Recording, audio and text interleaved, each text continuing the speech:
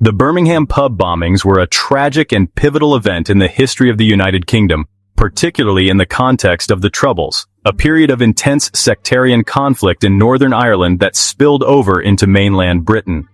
To fully understand the Birmingham Pub Bombings, it is essential to put them in the context of the more significant conflict known as the Troubles. From the late 1960s until the Good Friday Agreement in 1998, Northern Ireland was torn apart by ethnic and nationalist violence known as the Troubles. Protestant Unionists wanted Northern Ireland to stay part of the UK.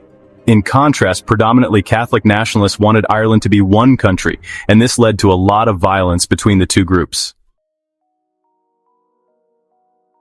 One of the most important groups in the conflict was the Irish Republican Army, IRA, a paramilitary group that wanted to unite Ireland and end British rule in Northern Ireland. In 1969, the IRA split into two groups, the official IRA and the provisional IRA. The provisional IRA became the more active and militant group.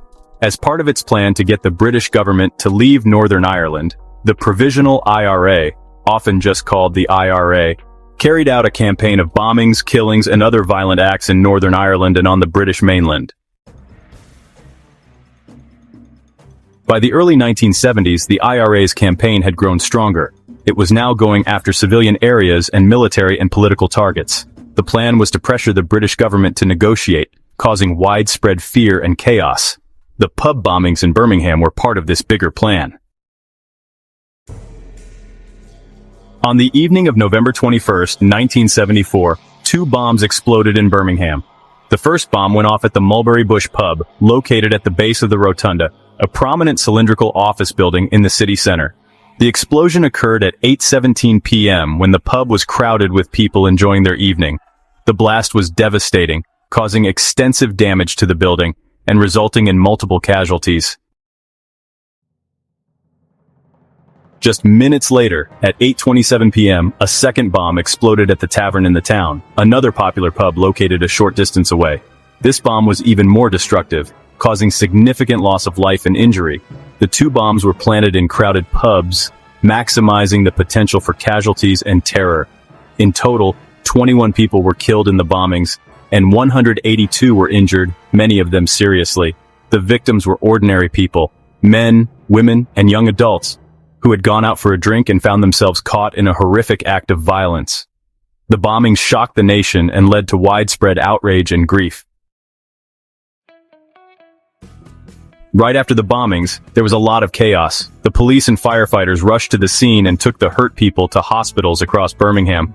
The destruction was so massive that it was hard to handle, and the city was filled with grief. The bombings also made people scared and angry, and many of them wanted justice and punishment right away. The police began their investigation right away, and right away, they suspected the IRA.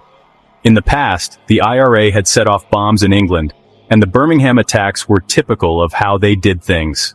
Within days of the bombings, the police arrested several suspects. They focused on a group of Irishmen who were known to have ties to the IRA. 6 Irishmen were caught in Birmingham and Heysham, Lancashire, on November 22, 1974, the day after the bombings. The name for these men is the Birmingham Six. They were put on trial after being charged with the bombings. The Birmingham Six were put on trial in June 1975, and it went on for a few weeks. The prosecution's case was based on confessions the defendants were said to have given while police were holding them. The defendants, on the other hand, said that these confessions were forced and that they were physically abused. During the whole trial, they said they were innocent. Even though there was no physical evidence linking the men to the bombings, and even though they said the police were brutal, the Birmingham Six were found guilty. On August 15, 1975, they were given life sentences in prison. A lot of people were happy with the verdict because they wanted justice to be done after the bombings. Even though the Birmingham Six were found guilty, the story did not end there. Over time, it became less clear that the trial was fair and that the evidence was solid. The families, supporters, and human rights groups of the Birmingham Six sped up the movement to free them. The campaign brought up several problems with the case, such as the fact that there wasn't enough forensic evidence, the confessions were not always reliable, and police misconduct was alleged. The case was brought to the attention of the Court of Appeal in 1985, but the convictions were upheld. But the campaign continued, and new evidence that made the case against the Birmingham Six even weaker came to light. The case returned to the Court of Appeal in 1991, and the convictions were thrown out this time. The court decided that the confessions were not true and that the police had made up evidence.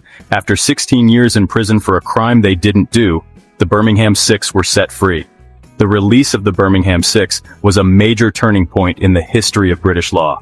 It showed that the criminal justice system has major problems, such as police misconduct, the use of forced confessions, and a failure to properly investigate and prosecute serious crimes.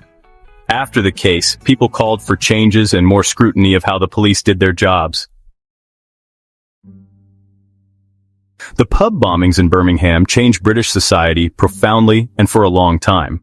In a stark way, the bombings showed how far the Troubles went and how much they could affect regular people on the British mainland.